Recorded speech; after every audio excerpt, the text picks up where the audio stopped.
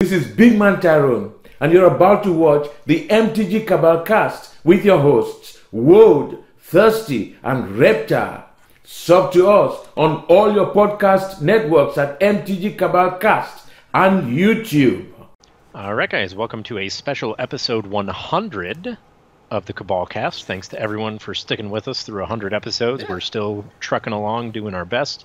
As always, we appreciate you, the listener. If you have any feedback, we care about that more than likes, follows, tweets, patrons, whatever, although those are all nice. Yes. Today's episode is something we did last year around this time. Well, it was a little bit earlier because WotC hadn't shit the bed on production. Yeah. But we have the product release slate for next year, so the two of us are going to be going back and forth with the sets we are excited for. Now, going into this, we each said we were going to pick 3 sets, but we don't know what sets the other person picked. Correct. And the rules are sets that we think will have a financial impact, and for good, bad, better, worse, whatever, and what our thoughts are on those sets. Yes, so sir.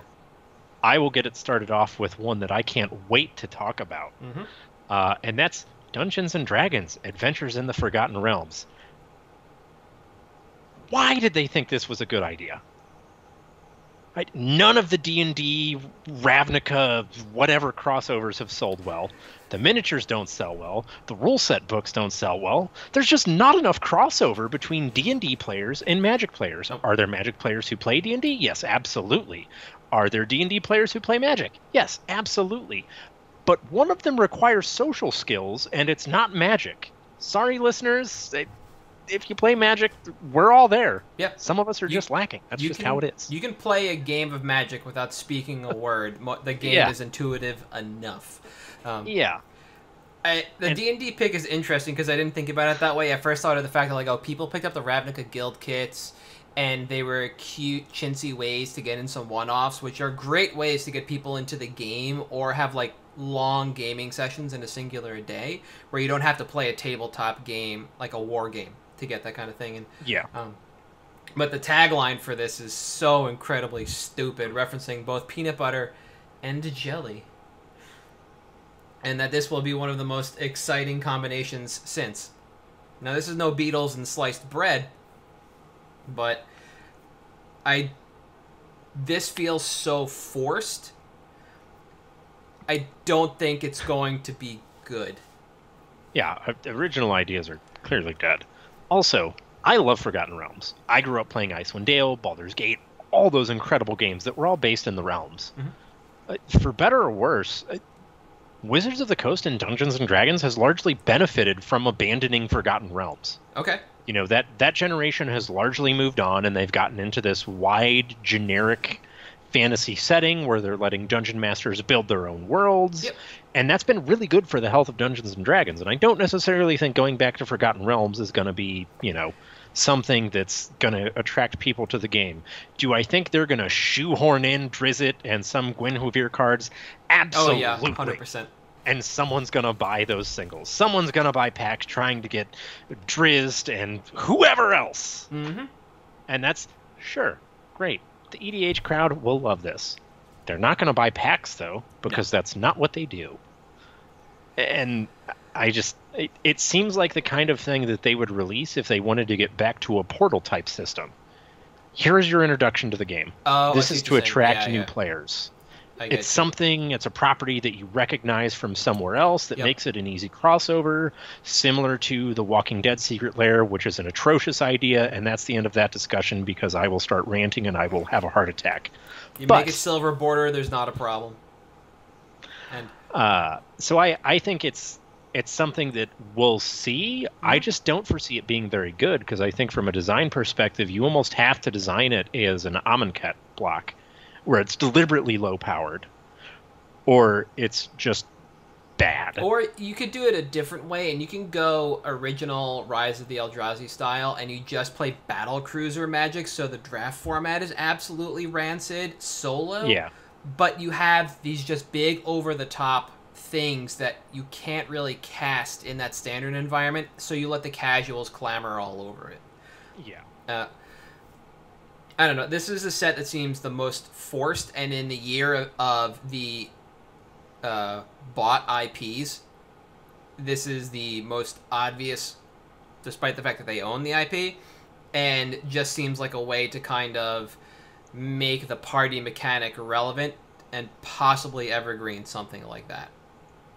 That's where I think if you're going to squeeze blood from this stone, aside from like big battle cruiser creatures or spells, it's going to be something is either terribly broken with the party mechanic for EDH, or it's going to be like personas, like you mentioned earlier, that are going to be the financial vehicles for this set.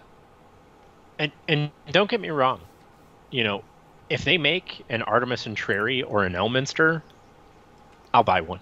I'm that idiot. I will openly admit it. That's me. I'm going to buy them because I love those characters. I'm not going to buy packs to find them, though, and I think that's where a little bit of the discrepancy is, because I don't necessarily think that this is going to be something that's going to be a pack sell driver. Mm-hmm.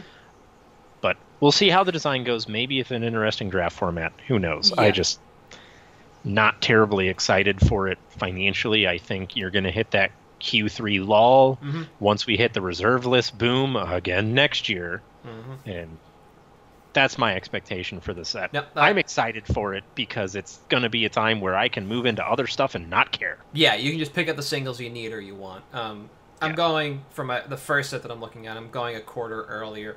I'm looking at Strixhaven as possibly being one of the more driven vehicles, and the reason I say this is because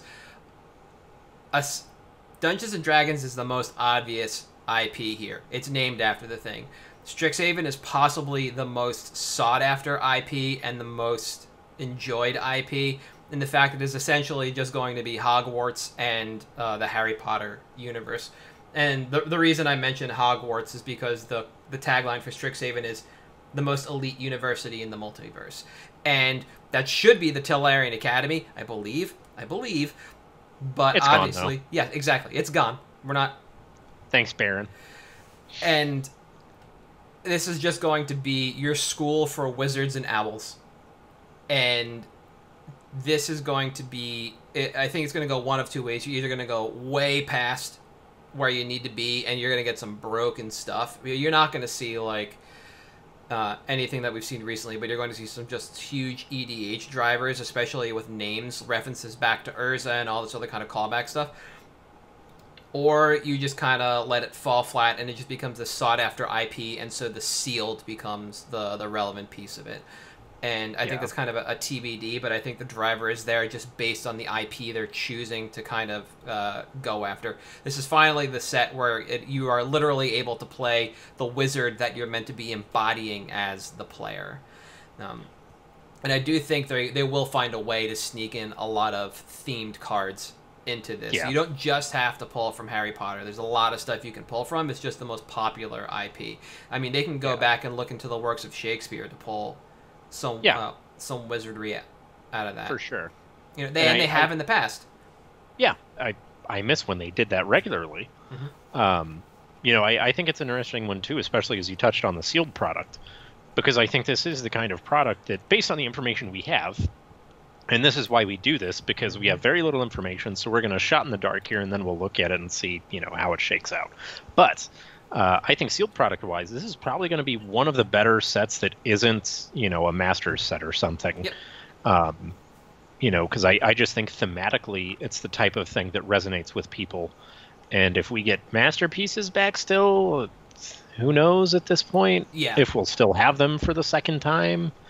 But I think that that's something, too, if you can get these cool alternate full arts of people that are, you know, a pseudo-homage to your favorite characters from the universe, then, of course, you know, that's going to carry some collectible value. Exactly. They have the ability to put in somebody else's IP, like they're doing with The Walking Dead, like they did. Hasbro owns Transformers, but they still have the ability to kind of shove that in somewhere, you know? Yeah. So, that's my first. My second is Modern Horizons 2. Okay. We're getting reprints of the fetches. Yep. Obviously in the rare slot. That's great. Modern's probably going to be dead by then. So it's not going to have very many implications on Modern, but it may have a lot of eternal bombs As we saw with Modern Horizons 2, half of the rares and mythics, it seemed like, got banned within the first 6 months, Yep. when really the only thing that needed to get banned was Hogak and Urza. Yeah. But, instead we got Opal and everything else that paid They banned for Urza around them, since. yeah. For reasons. And I think that sets like this, where you have something designed for an Eternal format, they clearly missed the mark on. And I think instead of, getting a couple of 8s and 9s, we're going to end up with a bunch of 12s and 13s again on the 10 power level scale. Mm-hmm. And I love that because it creates such a volatile time financially, and those are fascinating to me to watch. To see Hogak be the absolute deck to beat at the weekend of Vegas, but vendors aren't even paying a quarter for them because they fully expect it to get banned on that Monday, but they're selling them for $20. Because people need them that weekend. And Bubble economy. It's great. Yeah. And I think, too, having the fetch reprints in there to give it some sort of like financial stability is something that will help the sealed product hold incredible value, especially if they hold to their word and they stay in the rare slot. That's going to be huge. Yes. So that's what I'm interested in seeing out of that set. Okay. In addition to hopefully finally getting something like Pernicious Deed reprinted into Modern. Please, because my foils aren't worth enough yet. I was thinking Gaze of Granite is good, but not good enough. I'll move up my 3 pick to my 2 pick. Modern Horizons 2. So you got me on the fetches, but I think they're going to add Prismatic Vista as well. I think that's going to come in as the 6th because there's no reason why it couldn't just be a perennial in this. And it's got like a $20-some price tag, $22, $25 right now, and that's fine but undeserved for that card. Yeah. The thing that I like about this set, and you touched on it a little bit, is that you're expecting 12s and 13s. To me, even if they fuck up the card choices overall, you're still going to see a price increase on a lot of them because it'll based on the scarcity of what happens. Karn Lib was not great in Modern Masters 2 alongside the fetch lands, but so they there was a ramp strategy to be had in draft, and I actually looked into it, and it was awesome to play, but overall, Karn Lib was not necessary in that set. It was not a finance driver for that, for Modern Masters 2, like fetches were for 3. So they kind of fucked up on that one, but he came back gangbusters in price afterwards. Fetch lands did as well. Chalice of the Void has as well. Aether Vial has as well. Opal as well. Ravager did. That one's a little more unique because it only goes in one deck, unlike Vial, which goes in multiple. Yeah. But the first Ravager reprint, it eventually came back because Ravager found more homes over time. Yeah. So even if they just fuck up the card choices and we get a lot of high level reprints in these sets, I expect them to recover over time. The other thing is we're going to see as much print for this as we did for the original Modern Horizons, maybe a little bit more, which means it'll be around and then gone, and then but go up. Everything will go up the entire time. You'll have a short window to buy in, like you did with 3 because of the fetches, and then after that, everything will just kind of rebound properly. I don't expect a lot more to be reprinted than previously. So we're looking at most likely a standard amount of product. Yeah. They're not going to print it to demand, sure, but it won't be infinite like they keep saying, or people keep assuming. And I think that's going to be interesting too because, we saw with Modern Horizons 3, typically you have a 2 to 3 month window till prices reach their low, right? Yep. And then Modern 3, it was like a month, and then it skyrocketed back up. Yes. So I'm wondering how that's going to shape this window, because I'm curious, now that we know how quickly that stuff recovers, if we're going to see the window shorten even more, or if it's going to lengthen or stay the same. So that's definitely something that I'm curious about as well, is how that window looks. Yeah, and it's slated for a late Q3, Q4 release. Like it's straddling the line, so this would effectively be the end of summer GP. So if they wanted to make another big deal out of it, you do another Vegas, etc., etc. The last point I want to make is, like you mentioned, if we're looking at showcases again, and this is a set that might have showcases, we don't know. Time Spiral Remastered might set the precedent here. If there are showcases, Immediately, for me, the finance drivers are going to be non-showcase versions of the fetch lands because they will be cheaper and easier to buy into. So all those commander players that are looking to buy fetch lands ASAP, all those modern players that just want them to replace, that's where it's going to be short-term. Long-term, absolutely showcase. But this is a point in time where you need to understand your strategy and you need to understand what's going to go on, and there will be a demand for both the entire time, but it's going to be easier to churn those non-showcase fetch lands faster, and you'll be able to buy in lower than the showcase versions. Yeah. So, all right. What do you got for 3? So my third one is Time Spiral Remastered. Okay. A little bit of nostalgia playing in here. I love that standard. Also, Chalice of the Void and Old Border. End of discussion. You know, the Old Border that Mero said a few years ago they'd lost the ability to print. They could never print foils like that ever again because they just couldn't do it. Yeah. Anyways, anytime we get a set like Time Spiral where you have this alternate subset and it expands the card pool, I am always incredibly hopeful that if those things are standard legal, which they're probably not going to be based on the cards we know that are there, Chalice and Path would not a healthy standard make because it's non-interactive gameplay, blah, blah, blah, blah. It hoses aggro, blah, blah, blah. Whatever. I think it's great to have that expanded card pool. I think it's great to naturally inflate a set size rather than artificially like they did when they added Mythic Rarity. Yep. And I think that it's going to be great to see some of those perennial $5, infinite reprints like Path to Exile see a spike. Because all of a sudden, this is actually a unique printing of Path to Exile. This is actually a unique printing of Chalice of the Void. This is the first time Relentless Rats has ever had an Old Border. Yep. And I think that depending how those are seated in the packs and how the foils are seated, that's going to be fascinating to see. And I think that's going to be a huge financial contributor to that set specifically. And I think that that's, something that's really interesting to see because it adds to the high-end market, kind of, because your people that like to foil out decks suddenly have more choices. More choices is always better, but also kind of worse for vendors because you got to keep track of more prices, all of them, whatever. Which one's selling better, blah, blah, blah, blah, blah. Yeah.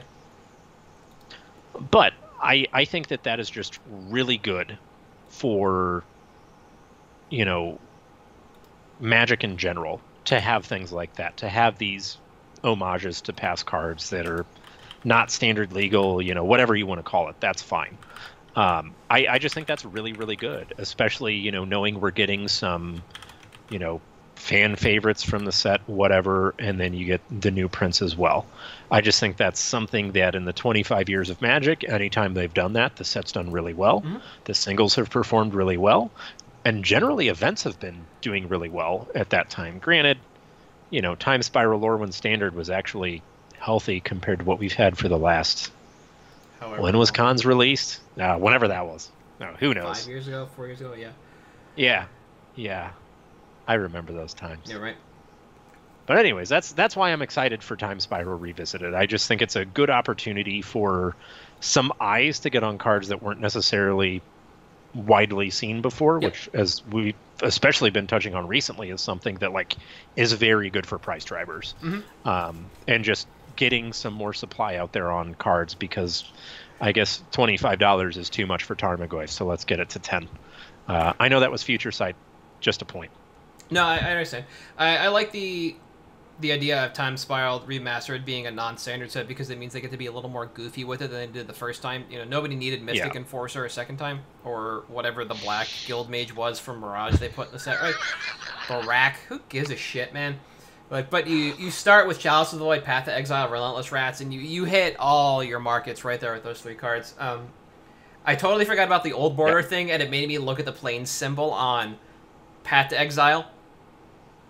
Yeah. And there's this is just a complete tangent. There's a cardboard crack cartoon about the shift in border where one character's like, I'm really mad about the shift in borders, and the other one's like, I've been mad since Ice Age when they changed the plane symbol. Yep. Same. And I'm upset they didn't put it back. But I like the set, and as I mentioned previously, in regards to Modern Horizons, this sets the table for whether or not we're going to see showcases in these kinds of sets. Yeah. So the finance driver for this is a little interesting. The idea of time spiral of time shift. What are these called? I think they're time shifted again. Okay, yeah. There's no. It doesn't say. Yeah, there's no official parlance for them. These shifted cards in foil, if they come that way, because they don't think they've said that either, would be the driver if there are not showcases. So right now we're kind of waiting to see what goes on.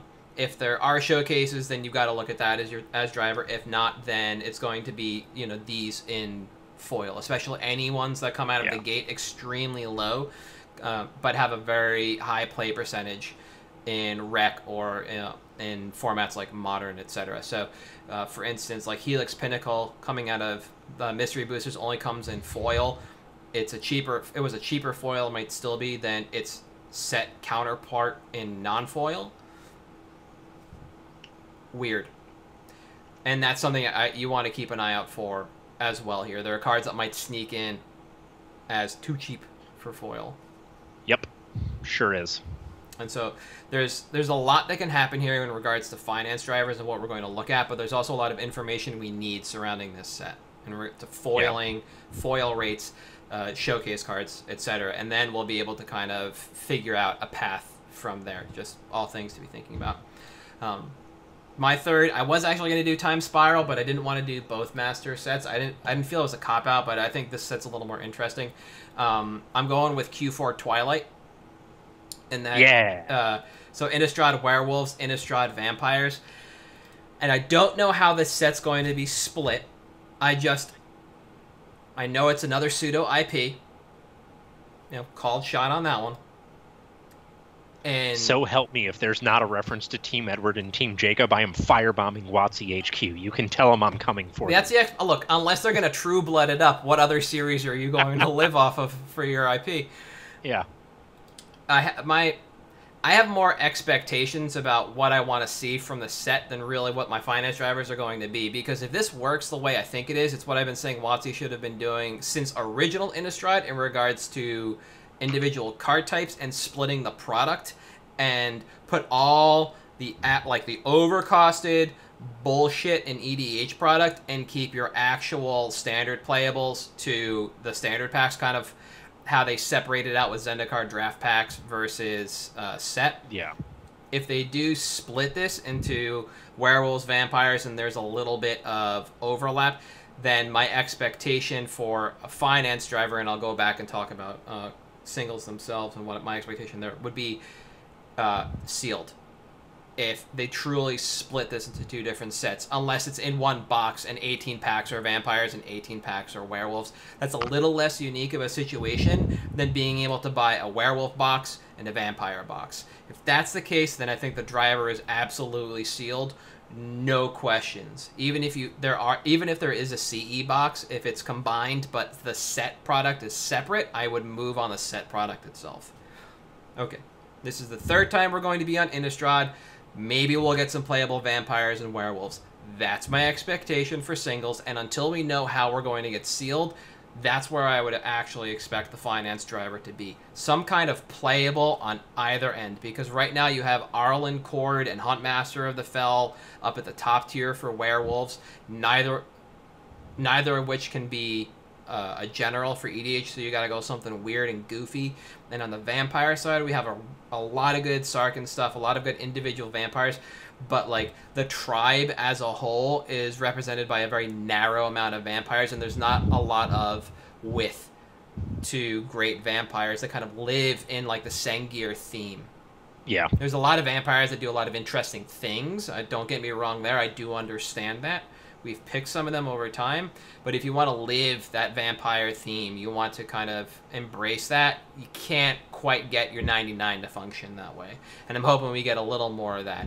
Not Bloodkeeper of Malak here, the flip vampire from original Innistrad. Bloodline Keeper. Bloodline Keeper, yeah, Batman. Yep. Yeah, makes bats, Batman. right? Yeah. Yep. That is a great thematic card for a vampire deck. That just wants to live that, like, Nosferatu style theme. And that's my expectation. So this is, aptly the last set we're going to get in the year, and I think we're going to be able to shovel some stuff out of this. I think it's really good because it's, of all of the sets, of all 6 that we have, this is the one that most embodies the driving forces behind the financial market. Casual, tribal, whatever you want to call them. Yep. Players that love tribal magic. They're more casual. They're not necessarily spiky because it hasn't been since OG Zendikar that we had a tier 1 vampires deck, but man, that deck was great. Yep, Black Rose. Curving out into Nighthawk and Nocturnus. Oof. Anyways, I digress. I think this is, like you said, a really good financial driver as well.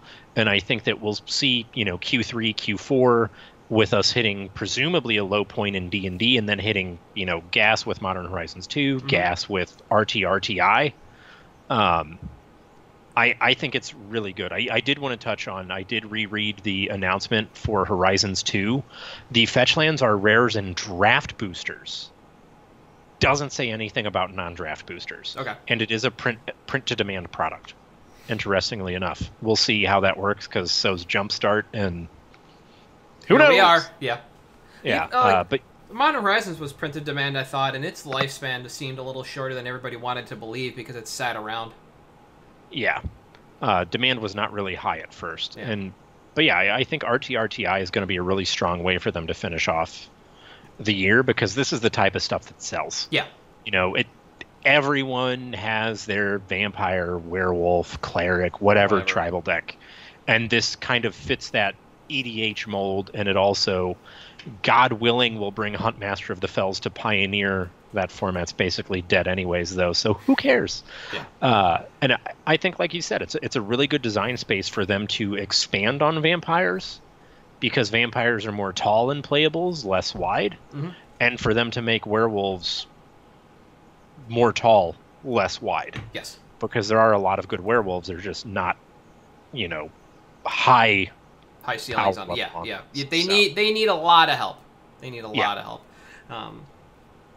No, it's we like it. It's nice, and it's interesting that we basically spread across everything that wasn't Kaldheim. Yeah. You missed the Viking boat like 5 years ago. I was trying to think earlier. I don't know if you're basically going to be listening to like the Immigrant Song as you draft this set, or like if it's supposed to be something that close to like Chandelar or wherever the souls were from, like the red one. Like they're kind of unclear with that vision, because we're supposed to go to that plane as well, and that plane I thought was supposed to be pseudo-Viking, and I just really don't know what's going. There's too many questions around the set, and I swear if it's like Asgardian themed, I think it's just going to be a flop. Yeah. I think it's just going to miss if it's based solely around Asgard and nothing else. That one just seemed a little too up in the air. Exactly. All right. You ready for picks? Yes. All right. I'll go first this week because I think you went first last week. Yeah, I did. All right, cool. So my pick for this week is Dragon Brood Mother, but out of the mystery boosters. I'll bring this up real quick. Boop. Because it has been super flat as of late, but over the last couple of weeks, the market's actually started to climb on this thing, and it's recovering. Dragon Brood Mother itself, at its root, was always a really expensive dragon for what it did. Buried in the text on this card is the fact that every token it creates on every upkeep has Devour 2. So whenever you stack another creature to it, you put 2+1/+1 counters onto it. Yeah. You put twice that many +1/+1 counters onto it. And this goes in everything. And I've talked about a number of cards that do that, and I'm kind of falling into this niche, and I really don't mind it because I think it's appropriate when we're looking for what to spec on. Yeah. So Dragon Brood Mother basically goes in anything that is base red-green, and you can see that when looking at the top commanders on Rec. If you want to play control, you throw it in one of the Jund commander lists. If you want to play combo, you throw it in Kresh or Karthus or Prosh. If you just want to play big dumb dragons, well, guess what? You're already in red and green. There you go. It's a big dumb dragon.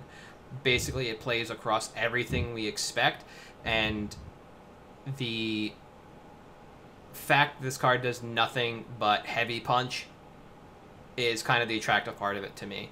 You slam Broodmother and the game's not over, but if you don't deal with it within like a cycle, the game will be over. This card does not know light or medium punch. It is heavy punch only, and as I mentioned it before with some of my other specs, demands that kind of respect.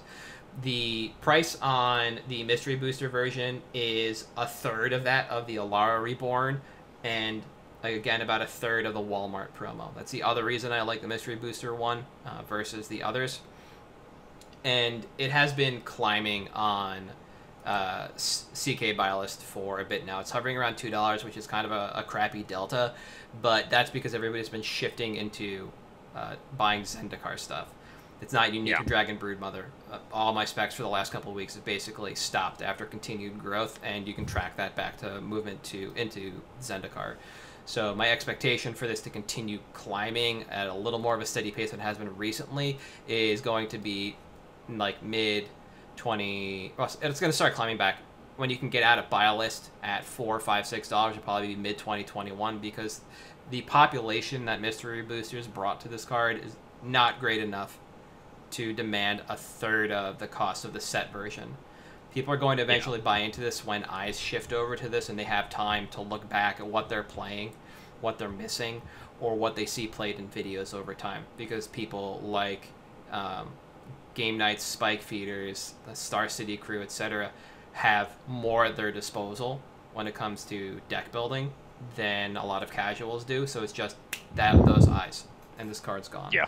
I expect mid-2021, because that's when we'll finally be past Zendikar. I don't think the ban on Uro is really going to deter people from buying Zendikar, because Omnath is still playable without Uro. So there's still huge demand for that set, and there's still a ton of cards in that set that are worthwhile.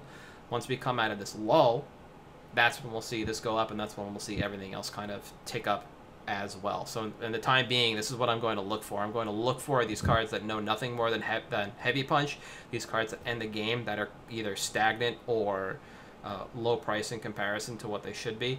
And this is where I'm going to drive for the next couple of months. I think that's smart. Especially based on what we've seen over the last couple months. Yeah.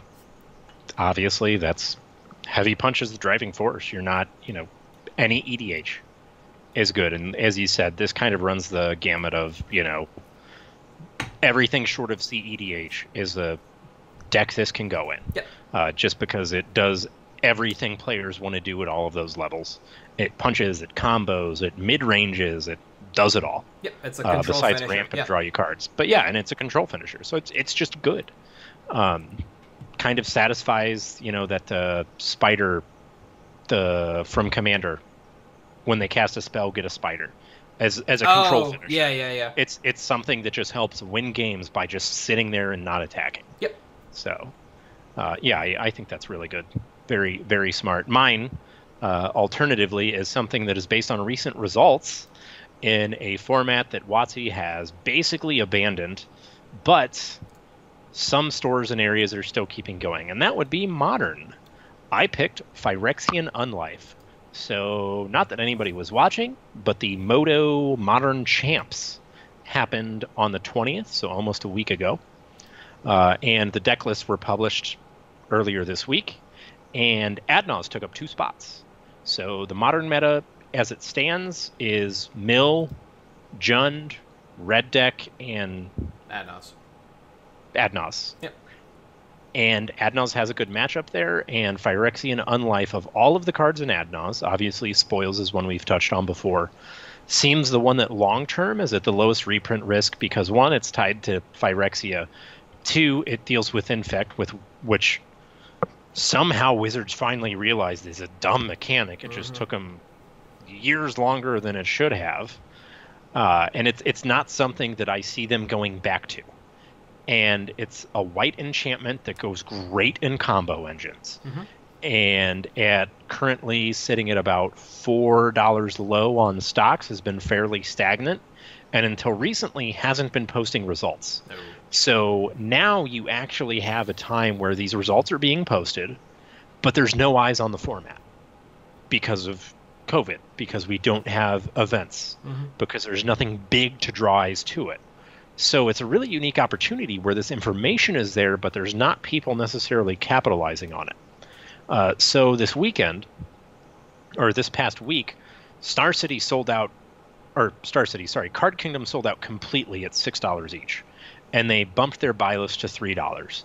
They now have 8 copies in stock for less than TCG. That's weird. When Card Kingdom is selling for less than TCG, I think it's a good thing. Because it means that they, one, don't have a whole lot of stock, and two, they're trying to shift away from it. Now, why is that good? Because Card Kingdom runs on the same model as a miniature market, as Star City, as Channel Fireball. EDH. Constructed as whatever. EDH. And this is something that doesn't have a lot of EDH viability, which kind of goes against some of the tenets we've been espousing as far as like financial viability. But I think that Modern is one of those formats that, similar to Legacy, is so driven by the community, that is so passionate about it, that once we get paper events, this is an exploitable opportunity. Yes. Because you can get in on this now, and then if, 6 months, whatever, WotC says, all right, great, we're bringing GPs back, let's go, here's some Modern events, whatever. All of a sudden you have an event, oh man, I need to scramble for decks, let's see what's been going on. Oh, for the last 6 months this has been the meta, and everyone is scrambling to get these cards all of a sudden. And once those eyes go back, that's when things are really going to take off. And I think that you're seeing that and reflected in buy lists and retail prices, everything, that right now people are shifting away from that stuff. And I think, for me, when other people are scared, that's when I admittedly get a little greedy. That's when I move in. Nope. Because you're letting it go for what I perceive as below eventual market value. So I think this is a time to just exploit that and move in on those. No, I like the idea. Adnos is one of those decks that has stalwarts, and the people that just live and die by this deck are not apt to change unless the format is completely hostile to it, and right now the format is not. So you're going to see a lot of the stalwarts come back and play this, and when it starts doing well and other people start moving in, that's a lot of times when stuff like this just starts to go up as people clamor for these pieces. And when the deck falls out, it falls out hard, so it's difficult to get rid of them.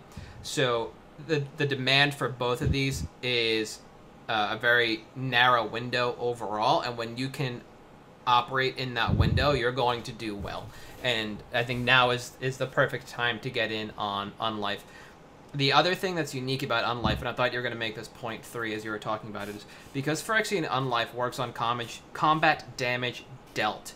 It works very interestingly with First Strike.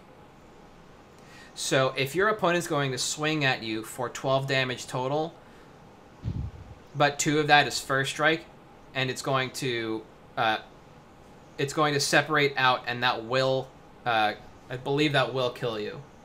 The way that in this example, if they swung all 12, then it would just be absorbed.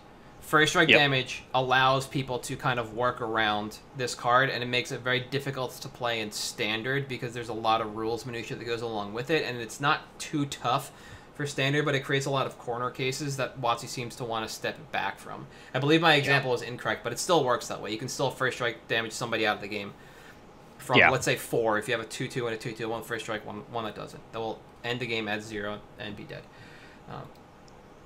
The other point I want to make about this deck in the format right now is you mentioned the winner was a red deck, and of note, that's not Burn. This is the Prowess deck. Yeah. It does not have the same clock as Burn. It's maybe a half a turn or turn slower overall than Burn, which means that Adnos can get underneath it a lot better than Burn. This deck relies a lot more on creatures, so when Adnos sides in Ethereal Haze out of the sideboard, which is just a white fog, it buys them more time than against Burn, which goes to the face. The other thing that this deck does not like is pressure combined with a ton of what's the right word here? Disruption from hand removal, or like when Shadow and Jund are the format, and they're packing 4 Thoughtseizes and 3 IOK main and Lilyvale, that is a terrible time for this deck. It does not top deck well like Tron does, and so you'll see it fade away. So we're at a time right now, an optimal time for this deck to thrive. And if you're able to buy in early before this card spikes higher, you're going to be able to make your dividends before it dies off again when the format shifts, if it ever does. Yeah, and that's the thing, is Modern has been so fast for so long now that it somewhat disincentivizes running, you know, the mid-range game even. Like, Jund cut Bloodbraid completely. It's on Loris, 2 Bob, and Goyf as, like, its threats, because you need to get in there on 2 and 3. Yep.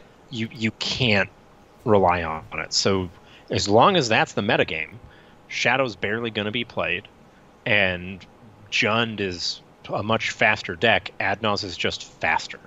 And that meta has existed for a while in Modern right now, where those fast decks prey, and that's when Adnos does well. Yep, and they've also upped the count of pact negations to the full 4 between the 75, because Force of Negation is a very real card. Of note, I think Adnos's Goldfish is turn 3. Lotus, land, Pentad Prism, untap, land. Pentad Prism is 5, Lotus is 8. That's the kill right there with Adnos in, or spoils into whatever.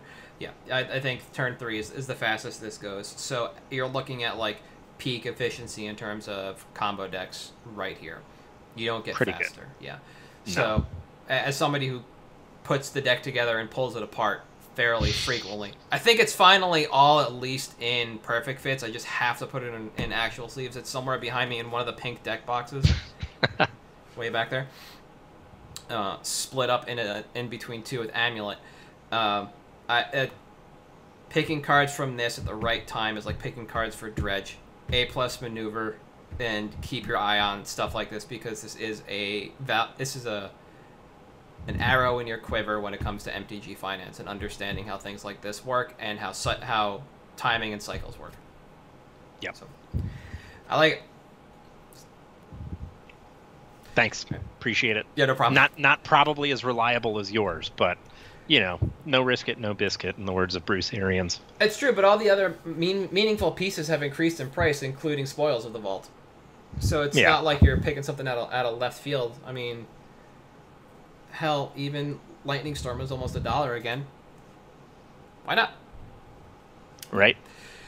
I believe that will be it for us this week, guys. We will be back next week for episode 101, where we might actually wax poetic about the Walking Dead thing for the entire time and what it actually means. But in the meantime, if you want to talk to us about that or anything else, you can find me on Twitter at HaltIamReptar. They can find you at Thirsty Sizzler. You can find us at MtG Cabal on Twitter, Facebook, Spotify, Stitcher, and Apple Podcasts. We'll see you next week.